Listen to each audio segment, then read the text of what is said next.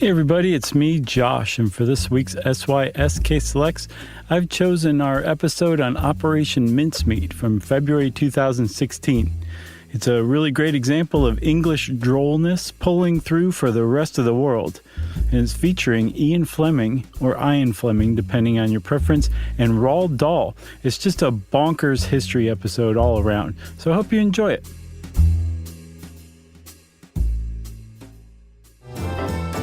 Welcome to Stuff You Should Know, a production of iHeartRadio.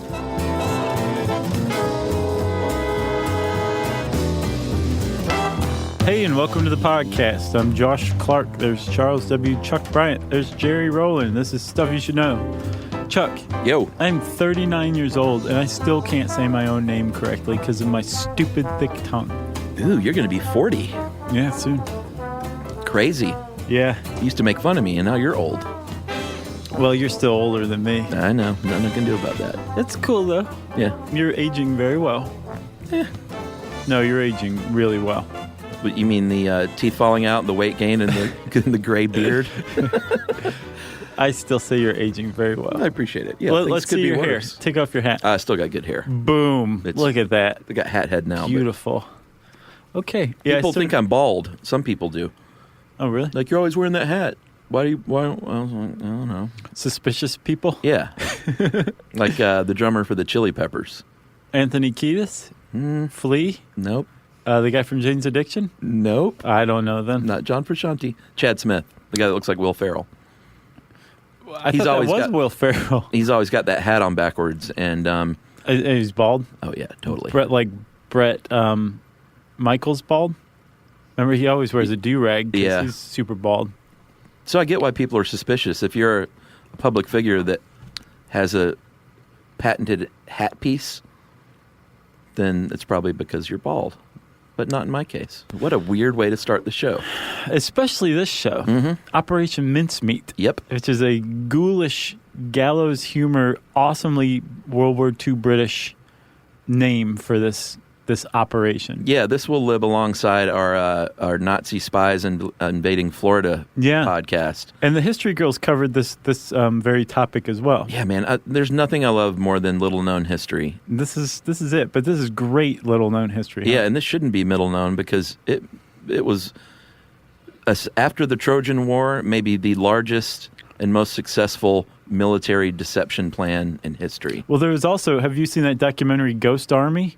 About Operation Fortitude? No. They used a bunch of blow-up tanks and planes, like inflatable tanks and planes, to make it look like there was a whole Allied division over here so that we could invade Normandy more easily. It's like a Looney Tunes cartoon. Awesome. But yes, this ranks up there with the Trojan horse. It's that ingenious and that wonderful. Yeah. But so let's set the stage, right? Okay. So in early 1943... the war was very much undecided. Yeah. It could have been anybody's. Like Europe was under the control of Hitler. Yeah. Huge amounts of Europe. They called it Fortress Europe because the Nazis had just overrun the place, right? Yeah, they were dug in. And the Allies knew that they needed to get into Europe to topple Hitler, or else they weren't going to win the war. Sure. So Churchill suggested attacking Europe's underbelly, which is maybe Italy, Greece, Sardinia. Yeah. He called it the underbelly. Okay. Not very flattering, but he called it Europe's underbelly. So everybody, the Allies, the Greeks, the Nazis, the Japanese, the people in Hawaii, everybody knew. Yeah, they weren't American quite yet. Okay. Everybody knew that the Allies were going to attack somewhere in that area. Yeah, come up through the Mediterranean. Even Hitler feared this the most. Right. Which was key. Right. And I mean, everybody knew the Allies were coming and they were going to come there. But this land mass, this area of land and sea, is large enough that you can't just be like, oh, they're coming down there, we got it covered. Yeah, we'll cover it all. You need to know kind of specifically where they were covering. And there were just a few places where they could have come. One was Greece. That was where Hitler always suspected. Yeah.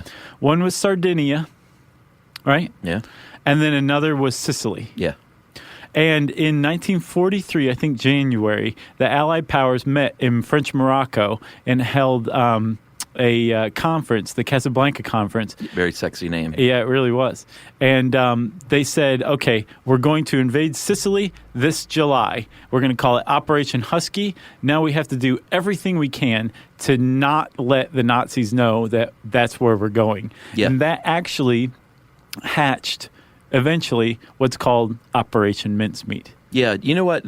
Studying this stuff, and I'm not a big war buff, although I'm getting more so, but reading up on this stuff, like the old wars, are so much like the board game Risk Yeah. that it's startling. Yeah. It's literally, when you look at this stuff, it's like moving troops to where you think people are going to attack you. Right. And rolling the dice a bit. And if you're right, then great. If not, you're screwed. Very much so, which is why it's such a huge shift that we're seeing now in moving to unconventional warfare. Yeah, man, that's scary stuff. Yeah. I think pretty much all war is scary. Yeah, well, of course. I'm not saying like Normandy was a cakewalk or anything because they knew what was going on. Right. Man, I watched Saving Private Ryan again the other day. God, it's crazy. That thing's almost a snuff film. It's not as bad as We Were Soldiers, which is a snuff film, but it's... I never saw that one. The Mel Gibson one? Yeah. Dude, it's the most graphically violent mainstream movie ever made. Really? Yes. Wow. Yeah. Like, there's a part where they have a camera shot over this guy's shoulder, right? Uh-huh. So his helmet's in the near foreground, and that guy takes a hit to the head, and like blood spray covers the camera lens for the next like little while. Wow. His brains just cover the camera.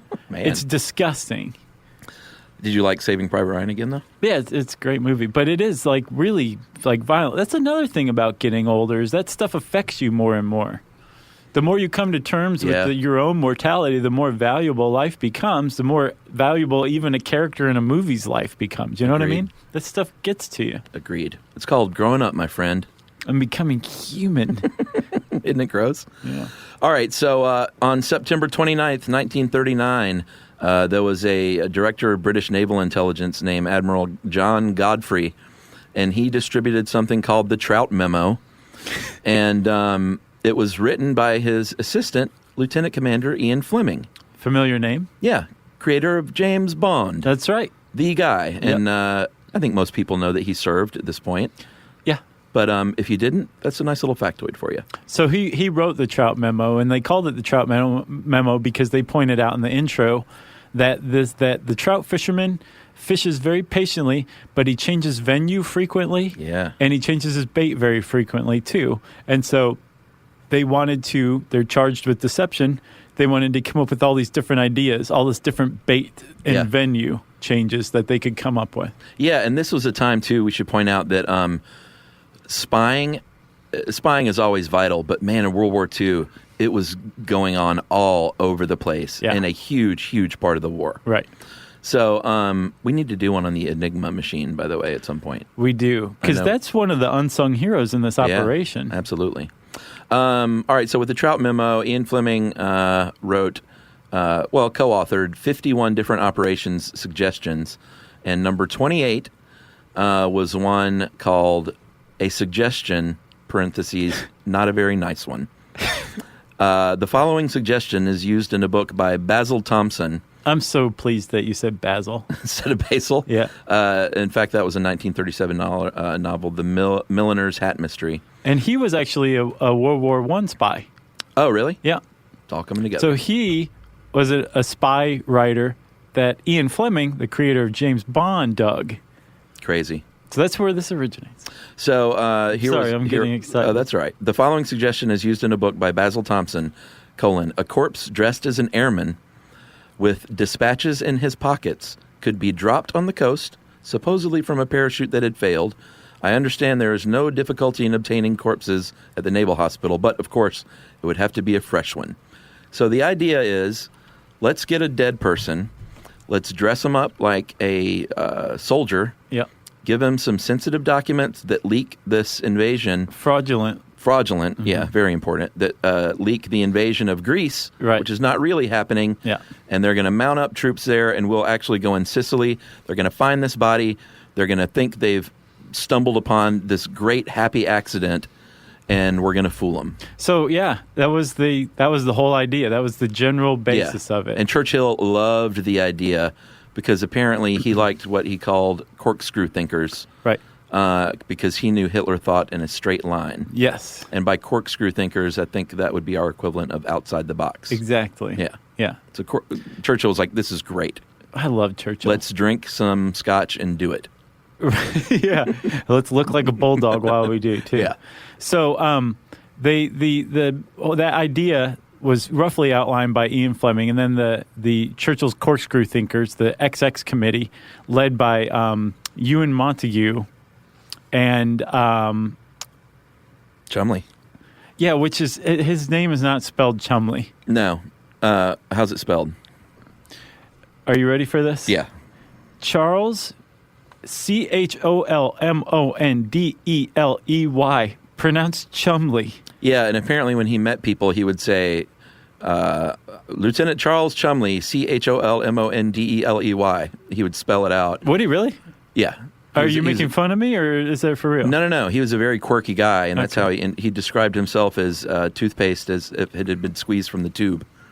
Like, he self-described. He would go hunting with a revolver, like bird hunting. He's a weird guy. I actually watched a quickie BuzzFeed video on this, and they pronounced it Charles Cholmondeley. Did they really? Yeah. Nice. Like, man, I'm glad we did our research. Exactly. Shout out to BuzzFeed. So, Ewan Montague, right? Yeah, the other guy. He is noteworthy in a number of ways, too. Apparently, he's just the greatest guy ever. Most interesting man on the planet. Yeah.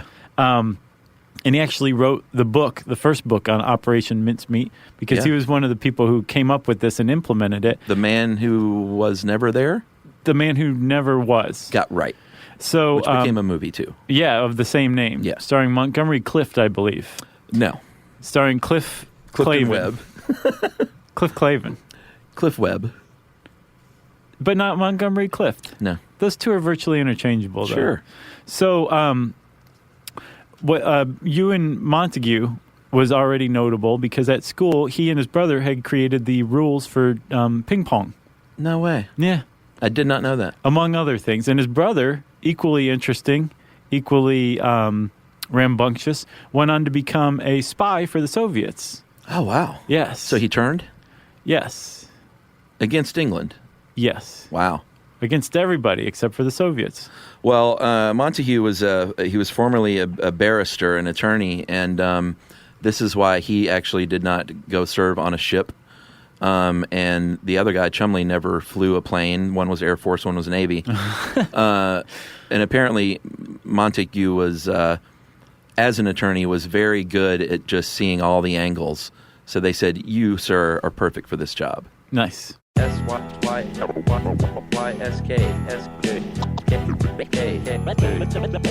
Stuff you should know.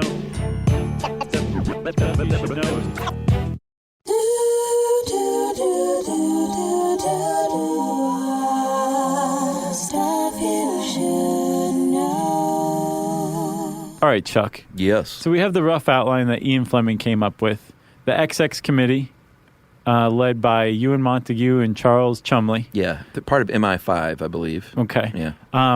Said, we're going to take this particular idea and really run with it. And like you said, they were going to, well, the first thing they did was start setting about creating a backstory. Yeah, well, they had 3 months, so the clock is ticking at this point. Yeah, because here's the thing. They set the invasion. Right, in January. Yeah. And they set the invasion for July. Yeah. Now, you needed enough time to plant this corpse, this fake dead courier. Yeah. They had to into Nazi hands. Yeah. And give with enough time so that the Nazis could digest it, analyze it, decide it was truthful, and then react the way you wanted them to, which meant that they had no later than May, or else this plan was out the window. Yeah, you wanted them. The ultimate goal was to have the Nazis put their troops in the wrong place, and that takes time. Right. So they looked around and they decided that the best place to carry out this operation was Spain. And Spain during World War II was allegedly, ostensibly neutral. Sure. But they had a lot of Axis sympathies, a lot of connections to Nazi Germany. And there was a particular Nazi agent, a spy, working in a port called Huevla, right? Sure. And his name was Adolf Klaus. Yeah. And Adolf Klaus was known to be very methodical, Yeah. pretty brutal and ruthless, Yeah. extremely gullible. Yeah, he was a straight line thinker. He like was. Hitler. He wasn't one that could think outside the box and think, maybe this is an elaborate hoax. That guy didn't even own a real corkscrew. Yeah. You know? Like He they just targeted this guy. cut the tops off of Yeah. wine bottles. Yeah, they specifically targeted him. Which is amazing. So they wanted this guy who was fairly gullible, but also known as like a very respected Nazi agent in Spain, to be the one who came up with this corpse and cadaver. That's right. So before they ever had any corpse or cadaver or anything like that, Montague and Chumley start setting about creating a backstory, and they created this guy named Major Martin. Yeah, What was William this? Martin. William Martin, that's right.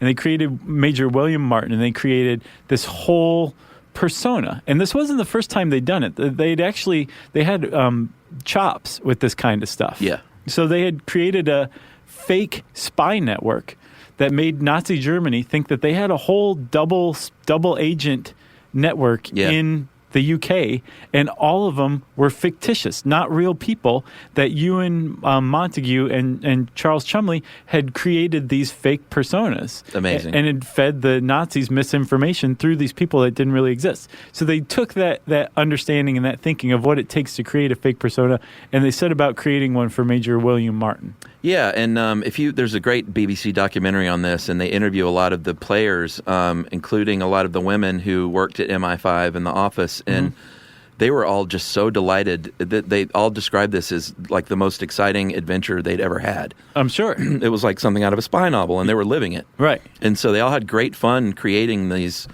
characters, these made-up people. They wanted to give him a fiancée, because the idea is that they find this body with not only these documents in a briefcase, the important documents, but to make it believable, he had to have believable what they called pocket litter or wallet litter. Right. Which is, if you find any person on the street, ask them to open their wallet, you're going to be able to tell a lot about them. Sure. So just stuff to legitimize it. So they said, let's give him a fiancé, and all the women in the office wanted to be the fiancé. Oh, yeah? So they all submitted photographs. They picked this one lady, Jean Leslie, secretary. Okay, that's the lady on the beach? Yes, picture of her in a bathing suit on the beach. So this was going to be planted on his body. They all wanted to write the love letters back and forth, but they picked a woman named Hester Legert, the head secretary of MI5, and she wrote even though she was a spinster, she wrote all these like heartfelt love letters. The first couple drafts were really dirty, and they were like, you got to tone this down a little bit. They're like, is that what you think happens in a relationship? She's like, no, not me, the fictitious lady. So everyone's really excited in the office. Chumley is wearing what would eventually be the uniform of Martin every day to give it that worn-in look. Awesome. Montague actually ended up having an affair with the secretary who gave him the photo as the fiancé. Okay. They had a real-life affair as Bill and Pam. Pam is the made-up fiancé. It got a little weird. That is a little weird. Like they wrote each other love letters, had a real-life affair calling each other Bill and Pam. Huh. So there was some like strange role-playing going on. I'm sure. He was married at the time. His family had been shipped to America, so he was not doing the right thing there. Jeez. He was a louse in that department. Well, also, Roald Dahl, the guy who wrote James and the Giant Peach and Charlie and the Chocolate Factory, he was a spy for the British. He was in the British military, and his whole job was to basically bed the wives of American officials here in Washington. Really? Yeah. Did he do so? Oh, yeah. Oh, wow. Oh, he made his way through Washington society. Wow. Apparently with great zeal.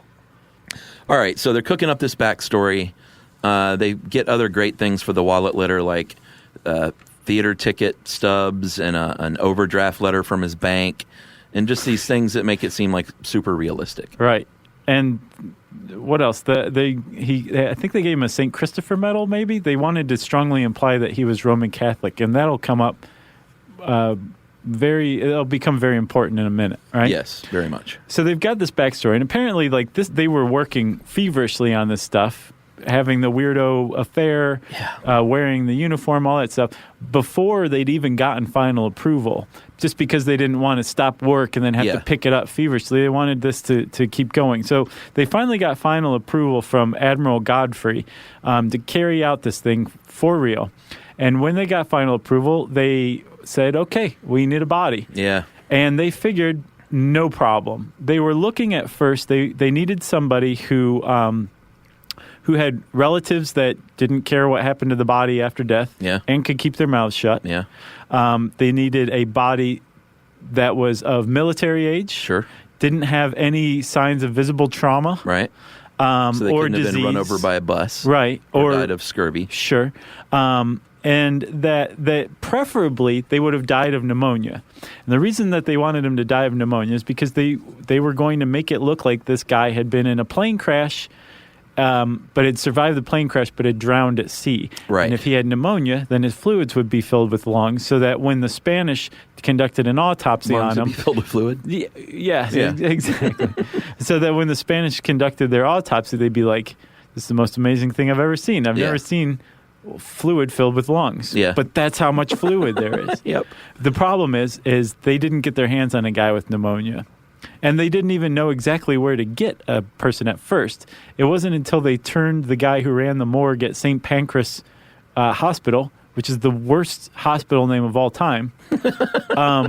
They turned him and got him to assist them, that they finally got their hands on a body. Yeah, his name was Sir Bentley Purchase, which is a great name. Great British name. And he was a coroner of the largest mortuary at St. Pancras. Terrible. And he had apparently a wicked sense of humor. It was pretty complicated to give directions to his office. So when he gave Montague the directions, he said, or you could just get run over by a bus. Nice. Man, the British during wartime they're having a blast. Their sense of humor was wonderful. So they got Bentley Purchase, and he said, I've got a dude. His name is Glendower Michael. Yeah, that is not how that's spelled either. No, it is Glyndwr. Super Welsh. Yeah, he was a Welshman born in 1909. He was the son of a coal miner. His father killed himself by stabbing himself in the throat. I hadn't read that. Can you imagine a worse way? Grizzled, man. And it didn't say, like, slit your throat. It said he stabbed himself in the throat. Right. Which is weird and sad. Jeez. So his dad died when he was a teenager. Mother died when he was 30.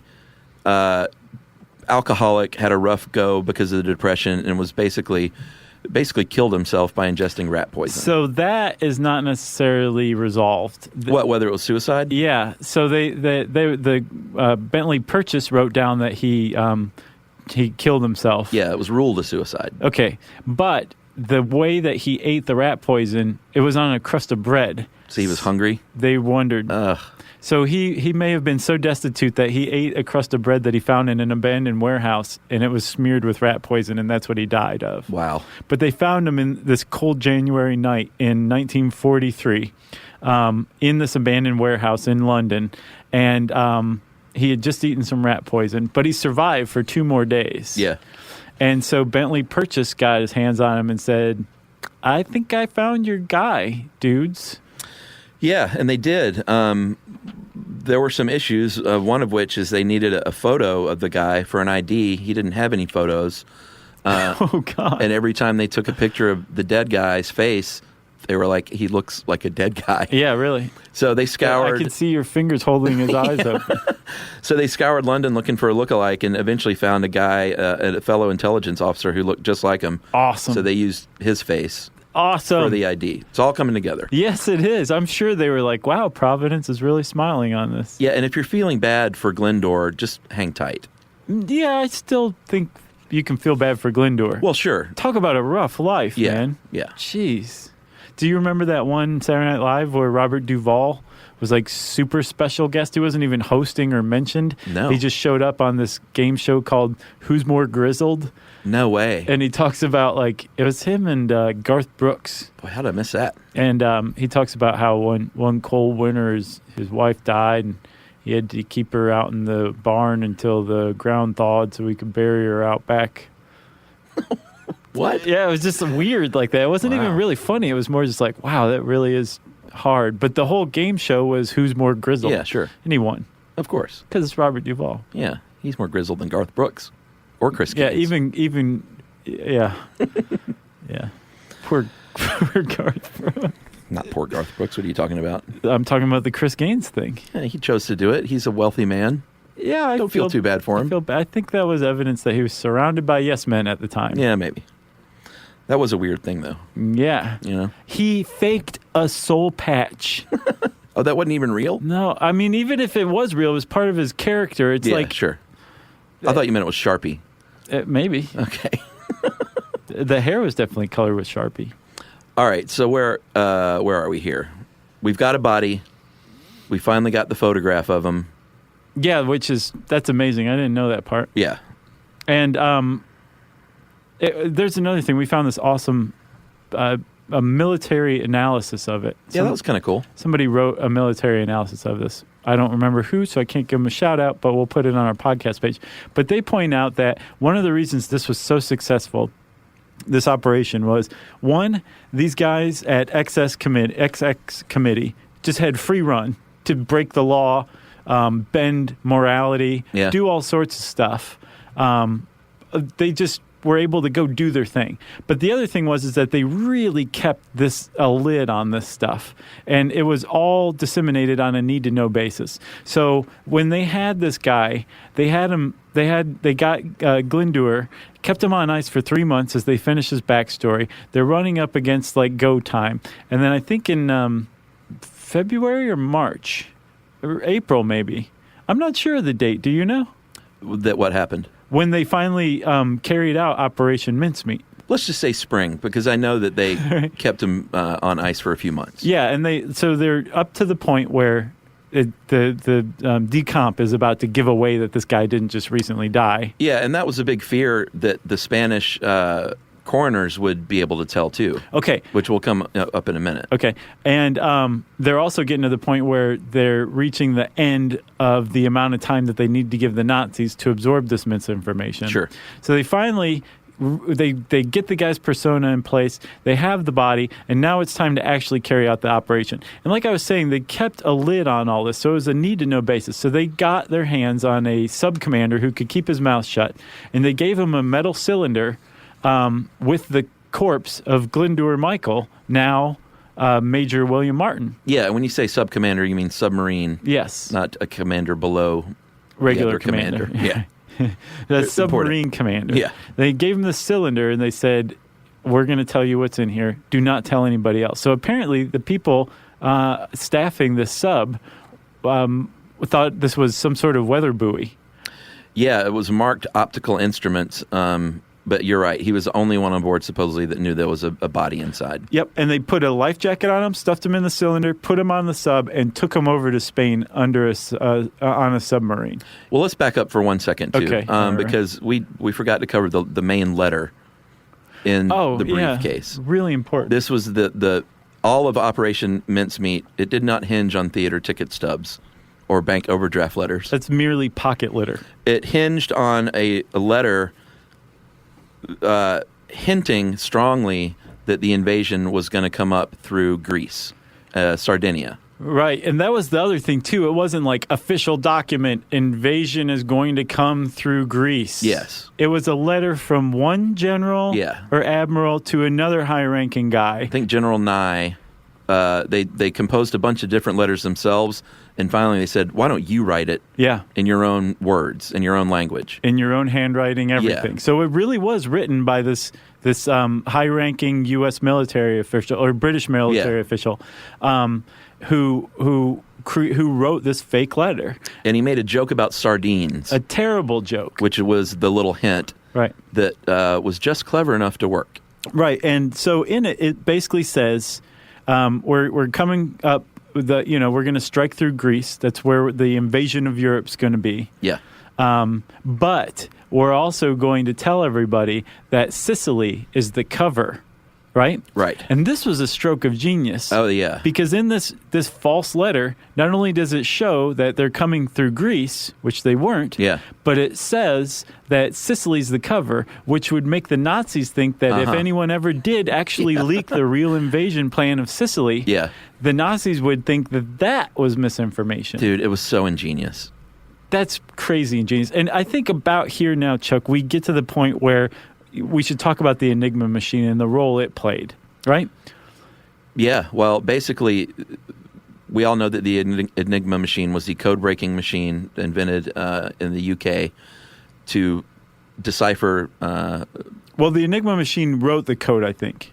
Oh, it wrote the code? Yeah. And I thought it deciphered code that they'd gotten. They deciphered it at Bletchley Park, but I think the Enigma machine was the actual code writing, the encrypting machine. Oh, okay. I could be wrong, but okay. Well, so we definitely need to do a podcast on that. Right. Because we're mixed up already. To get it straight. But at any rate, the long and short of it is in Bletchley Park. Was it Bletchley Park? I always say Bletchley. Oh, was there an L in there? I draw the whole ugly word out. They basically it was like reading the Nazis' email, essentially, like on a daily basis. On an hourly basis. Hourly basis. They knew exactly what was going on, so they would know if they were buying this whole thing as it happened in real time. But even before that, they were able to craft this misinformation based on the Nazis' assumptions. So everybody wants to hear that their assumptions, that their beliefs are correct. Yeah. People are more apt to buy things that confirm their suspicions or their beliefs already, right? Yeah, Hitler was worried about Sicily. He was. So he already thought that Greece was going to be where we invaded. Yeah. And then secondly, we knew that he had heard rumors that Mussolini was going to be toppled soon, so he was reticent to commit troops to Italy, Sicily, right? So this revelation that came in the form of this letter, this false letter, completely supported everything that Hitler and the Third Reich believed as far as this European invasion was going to go. And we were able to do that thanks to the smarties at Bletchley Park, right? Yeah, and this letter, too, it's here's another little tidbit. They put a single eyelash in the fold of the letter so they would know when they eventually got this letter back, if there was no eyelash, they would know that the Nazis had, in fact, opened it. Right. And because the idea was they would open it, reseal it, and act like we never saw it. Right. But if there wasn't that eyelash, then they'd know. Nice. So rudimentary, but it worked. Oh, yeah. So, should we take another break? Let's take a break. Stuff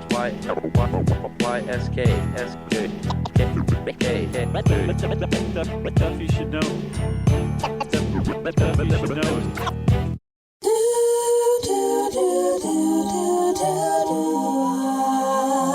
Stuff you should know. Okay, so Chuck, we are at sea aboard a submarine. That's right. It's chilly down here and dark. It is. And you're not supposed to be smoking cigars. No, you're not. Despite Gene Hackman doing it in Crimson Tide. Yeah, what a bad idea. Yeah. So we're off the coast of Spain. We're off the coast of Huelva. Not an easy word to say, but it's a port in Spain. And again, this is where Nazi agent Adolf Klaus. Yeah, they kind of want to float the body right up to this guy's backyard, basically. So they did. He was released from this canister. I read somewhere else that the canister itself was fired on with submachine guns on a sub. So you could just call them machine guns there. Yeah. And it was sunk, and the body drifted off toward Huelva. Really? Oh, I thought they just dumped the body. Yeah, I'm not sure. Because I found a book on Google Books. It was like from 2007, and it was a history book. Gotcha. And it made it sound like the sub, the people working on the sub all knew what was going on. Huh. But that's in stark contrast to everything else we've seen. Yeah. So they may or may not have sunk the weather buoy. Who knows? But either way, Major Martin was released into the current that took him right to Huelva, and he went. I think he was found by a fisherman that same day. Yeah, and at this point, the Brits started sending telegrams about a very important missing person. Frantic. Yeah, like they wanted these to get intercepted, obviously, and that worked as well. This is all really going exactly as they had planned. So they sent the British consul in Spain, in Huelva, or in Spain to Huelva, and said, this is really important. You need to get your hands on the briefcase, find out what happened to this guy, and get your hands on his briefcase. Yeah, and Klaus is going, briefcase? Right.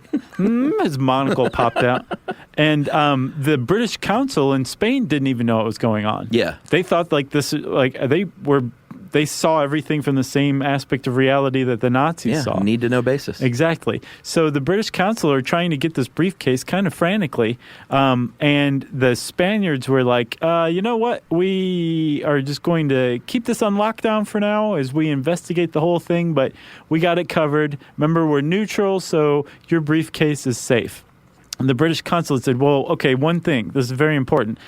This guy was Roman Catholic. You can check out the medal in his pocket. Yeah. So please don't dissect him. It's against Roman Catholic beliefs and traditions to dissect or autopsy a body. I hadn't heard before, but apparently in the 40s that was the case. And Spain was way down with that. Super Roman Catholic. And they said, oh, yes, of course, we won't do that. So apparently that's how they got around the fact that Glendower hadn't died of pneumonia. Yeah, and the other way they got around it was they had a plant in the office who talked to the coroners and was like, guys, it's hot, and this body is going to start rotting real soon. So how thorough do you really want to make this? Right. And they said, you're right. Let's go have some wine. Some, what do they call it over there? Wine. No, what's the fruity? Sangria. Yeah, let's go have some sangria and knock off early. And that's exactly what happened, thanks to the plant. Right.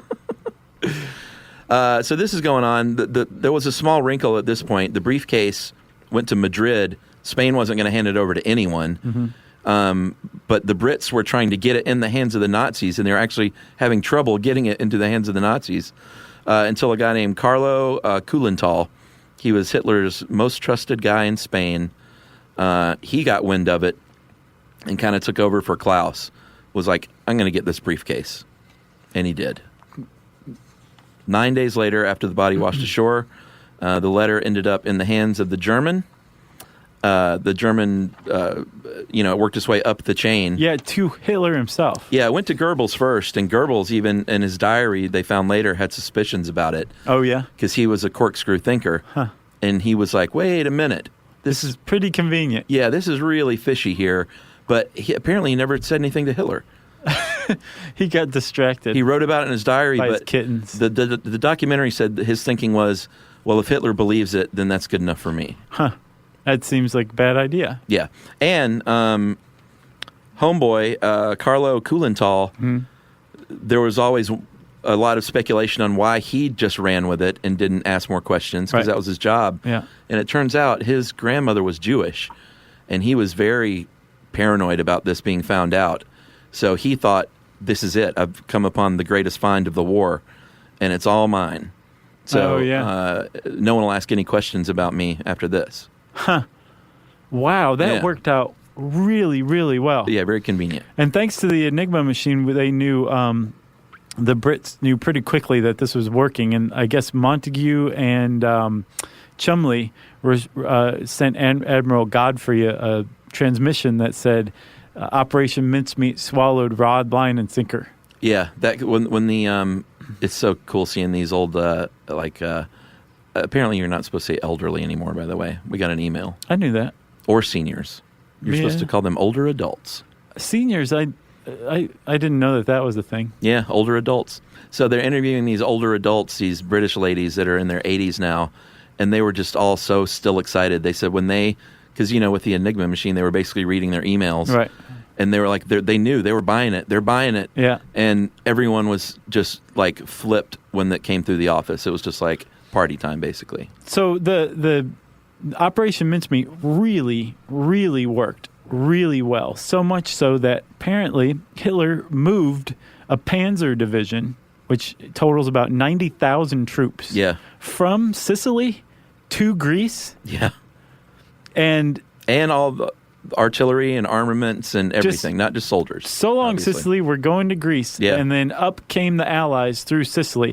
160,000 Allied troops stormed Sicily, and only 7,000 lives were lost, which is still a lot of people who died. But apparently, as far as military historians are concerned, and I think the military at the time, that was a way fewer lives lost than they expected. Yeah. Had Hitler not swallowed Operation Mincemeat. Yeah, they expected 10,000 casualties in the first 3 days and 300 boats sunk in the first 2 days, and it ended up being 1,400 in that first week, soldiers, and about a dozen ships.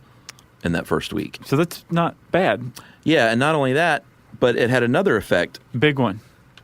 The Soviets. Yeah, so this is not something that they teach in American history classes in U.S. high schools that much. No. The Operation Husky, it was that penetration of Europe's underbelly, right? Yeah.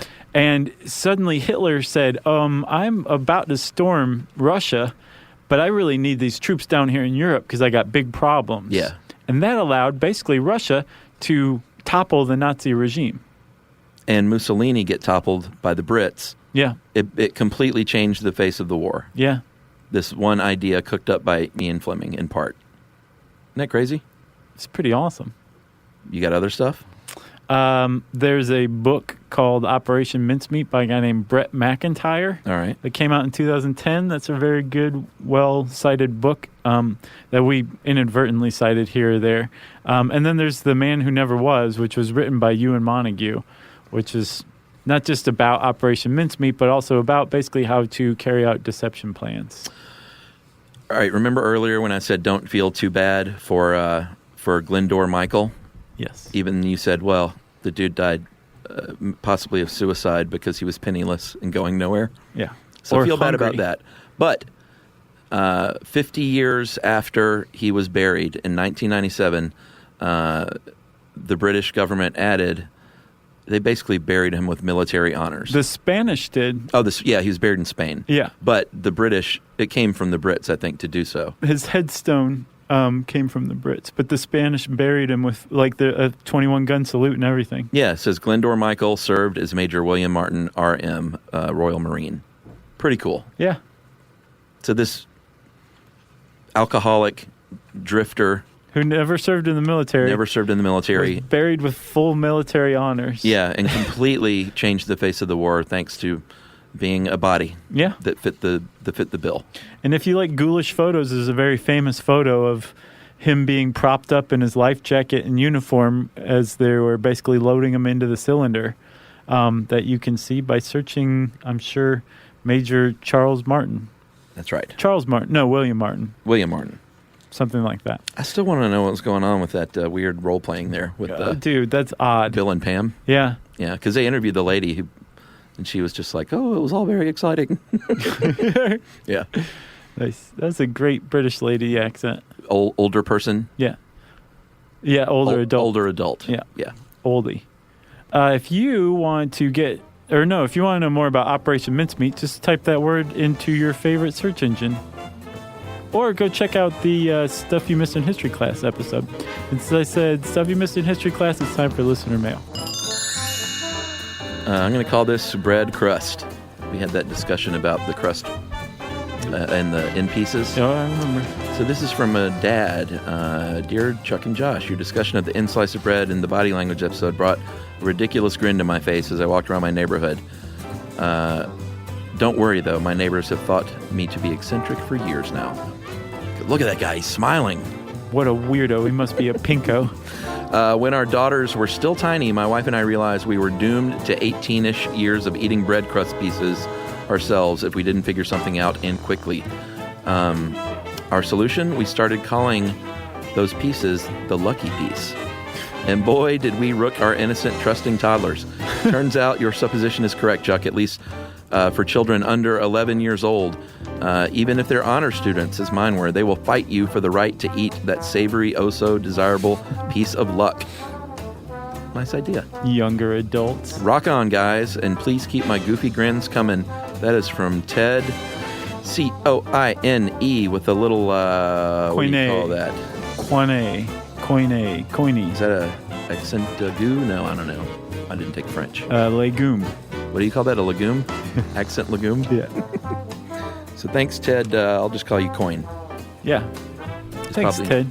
Coine. I don't know. Let's say coin. All right. Yeah, thanks a lot. Ted contacted us on Twitter. Oh, he did? He wanted to send us this email. So there you go, Ted. Wow. If you want to get in touch with us, you can try all the ways like Ted did. You can contact us on Twitter at SYSK Podcast. You can send us an email to stuffpodcast@howstuffworks.com. You can join us on facebook.com/stuffyoushouldknow. And you can hang out at our luxurious home on the web, stuffyoushouldknow.com. Stuff You Should Know is a production of iHeartRadio. For more podcasts from iHeartRadio, visit the iHeartRadio app, Apple Podcasts, or wherever you listen to your favorite shows.